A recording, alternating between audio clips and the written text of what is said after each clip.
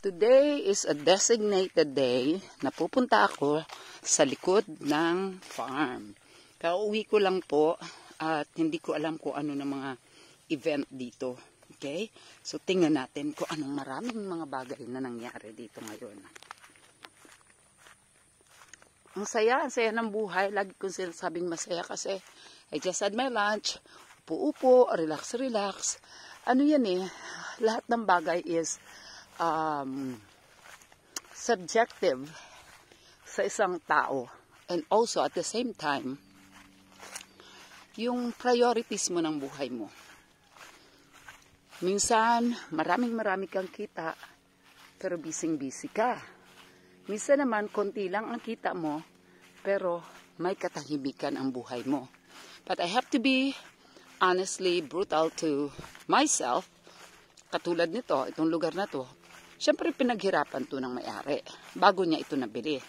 But what I'm saying is, may mga bagay na katulad ng mga farmers dito, malalaki ang lupa nila.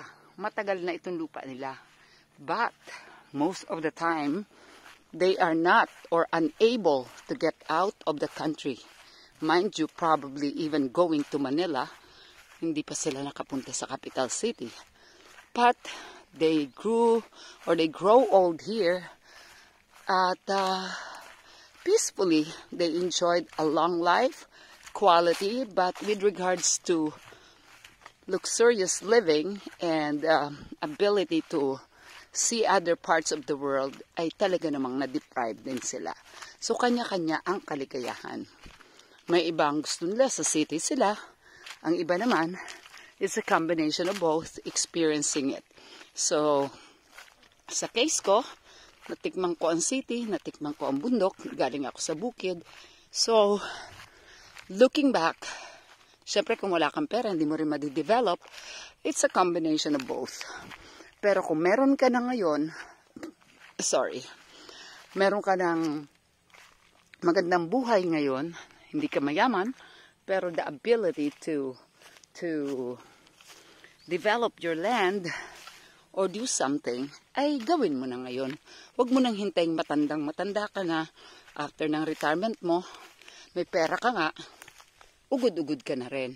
Eto pala yan pala ang sinasabi ng caretaker na talagang basa dito. It's because it is basakan.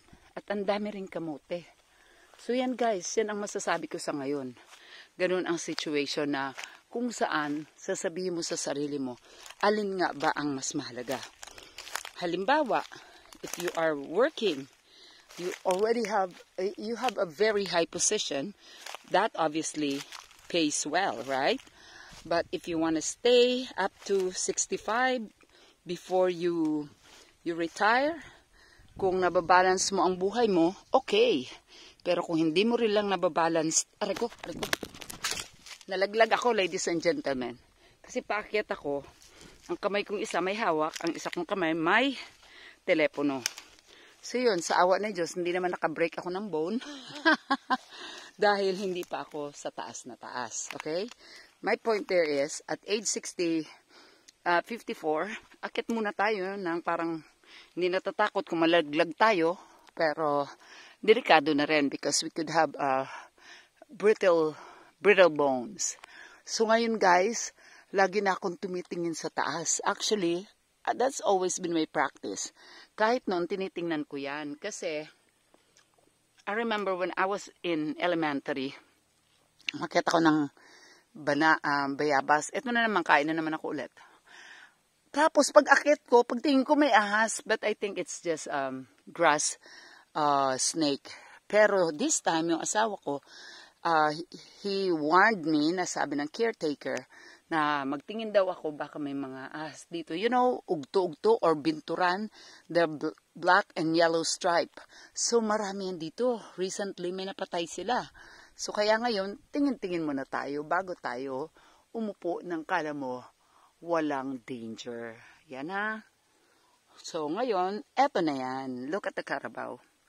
Gusto ko lang kayo i-entice sa idea na talagang kung may money na kayo, not rich, but live a life that's peaceful. Yung blood pressure mo is at the right blood pressure. Sugar mo will lower because you have exercise and you eat the proper food. Dito ka na sa quiet na pamumuhay. Kesa sa forever kang trabaho ng trabaho, for all you know, namatay ka ng maaga. Morbid yan guys, sorry, pero katotohanan. Namatay ka ng maaga, tapos sino nakinabang sa pinaghirapan mo? Not because you don't want to be generous, pero hindi rin maganda na namatay ka lang na hindi mo pa nai-enjoy dahil sa buong buhay mo nagtatrabaho ka up to 65 tapos may sakit ka na pala. So yan for now, babay muna ako, kain muna ako ulit ha. Mga ano lang yan, mga video ko lang na gusto ko lang magkaroon ng sharing sa inyo. And the sun, yan.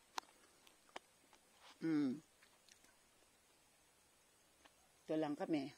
Bye-bye. Have a good day. My mouth is full. God bless you all and may you stay healthy and strong.